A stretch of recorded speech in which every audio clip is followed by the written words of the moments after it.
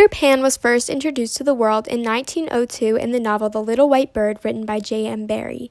Barrie would soon go on to write a novel entirely about Peter and his adventures. Peter, otherwise known as the never-aging boy, it actually escaped his home when he was an infant. He was literally a week old, and he decided, I don't want a mother. I don't need a mother. He kind of thought, oh, if I have a mother, that means I have to grow up, and I don't want to grow up. So basically, he left his normal human life and was like, I'm going to spend my life as a child and fly with the fairies all forever. The story of Peter Pan has been adapted in a variety of ways, but one of the most popular versions of the text and the most famous versions was the 1953 Disney film. This film features a variety of similarities to the original text, but it also differs in many aspects. One of the major differences that is found is how much less morbid the Disney version is when compared to the original, and that actually becomes very important when comparing and contrasting the two texts. And in this video, we are going to be focusing on the major differences within these two versions of Peter Pan.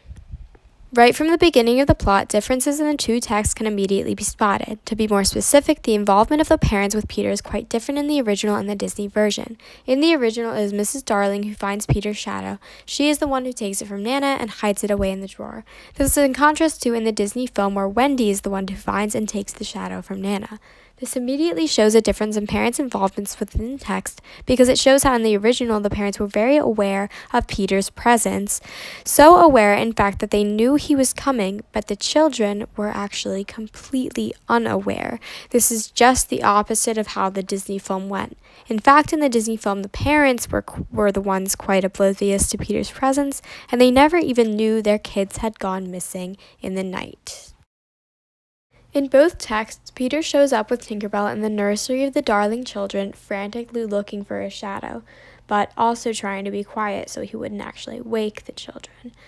He ends up finding his shadow and attempts to put it back on with soap, and this ends up resulting in Wendy waking up, but the two texts have different reasons for her waking up. In the original, Wendy actually wakes up because she hears Peter crying. He's at the end of her bed and he just starts crying, and when she hears that, she wakes up and asks him if he's okay.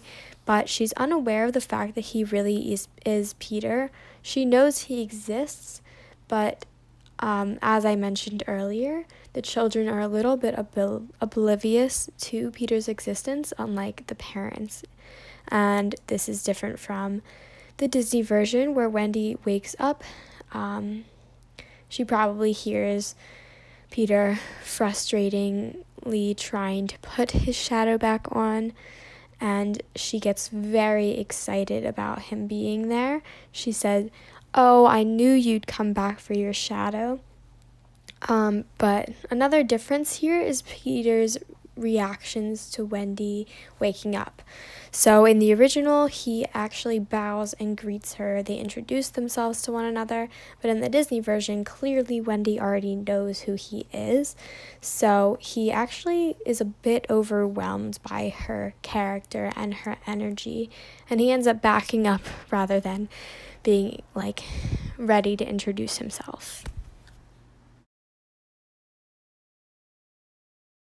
Peter now tries to teach Wendy, John, and Michael how to fly so that they can go to Neverland. Once he does that, they leave the nursery, and while they're flying there, we can see a few different sides of Pan's character. In both versions, you can actually see a very cocky attitude that Peter has, but we're going to get more into that later. In the original, you actually see a bit of a different part of that cockiness.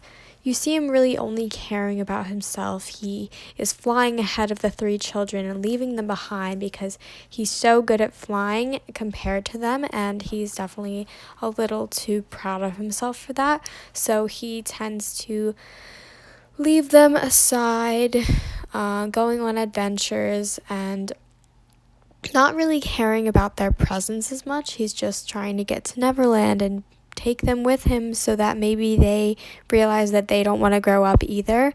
So he's really only thinking about himself. And he even laughs at them when they're falling out of the sky because they're falling asleep. And this is different from the Disney version, where Peter definitely seems to care a bit more for the kids, and rather than leaving them to fend for themselves, he actually guides them through flying and through Neverland. And the kids actually don't end up falling asleep in midair, so Pan has nothing to laugh about with that. And we can kind of see a little bit of more caring rather than cocky side of his character, which is obviously different from the original film.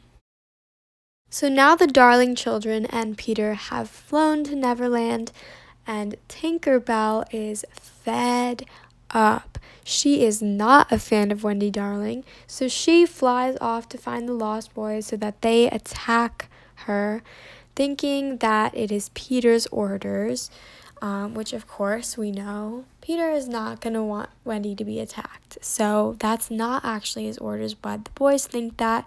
So this is where we actually see the major differences in the two texts in this scene. So once again, this makes the original text seem a lot more gruesome, because it is. So in the original, the boys actually do get to attack Wendy. Someone shoots her and they think she's dead. Luckily, she's not. But that's still something that you wouldn't see in your typical Disney film. So obviously, Wendy being shot to the ground is not a part of that. But they do try and attack her at first because Tinkerbell tells them to. But Peter actually catches them before anything bad can happen. So moving on past some of the other events of the plot, the significance of Captain Hook and the crocodile. Now, one thing to be touched on here is the fact that Hook actually hears the clock that the crocodile ate, so he knows when it's coming. He always knows when it's coming. So the crocodile is a constant danger to Hook. But in the Disney film, he honestly had no danger because the crocodile doesn't end up attacking him in any way. But of course, in the original, he actually gets eaten. So once again, morbid. Much, much more morbid. You're not going to see that in the Disney film. But what is the real significance of Hook and the crocodile here? Well, Pan's avoidance of them actually kind of symbolizes his avoidance of growing up. The clock symbolizes time passing, and the crocodile and Captain Hook, they kind of symbolize death. And with death means growing old, and time passing means growing old. So it just overall symbolizes Peter Pan's want to stay young and never grow up, which is a very important thing in both texts, which is why the symbols of them are pretty much the same, other than obviously being less morbid with the crocodile not eating Hook in the Disney version. So finally, I just wanted to touch on the fact that Peter Pan's character in both texts was very, very cocky. He was the leader of the Lost Boys. He kind of thought he was better than everyone else, and you can definitely see that by looking at his character and looking at his actions, and that is very prevalent in both texts.